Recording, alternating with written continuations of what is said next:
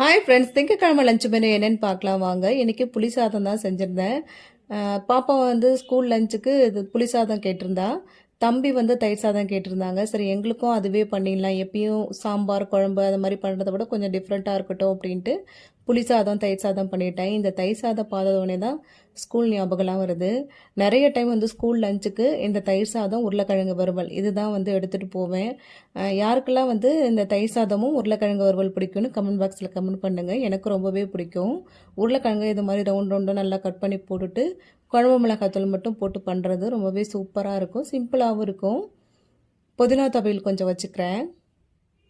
கடைசியாக நார்த்தங்காய் ஊறுகாய் கொஞ்சம் வச்சுக்கிறேன்.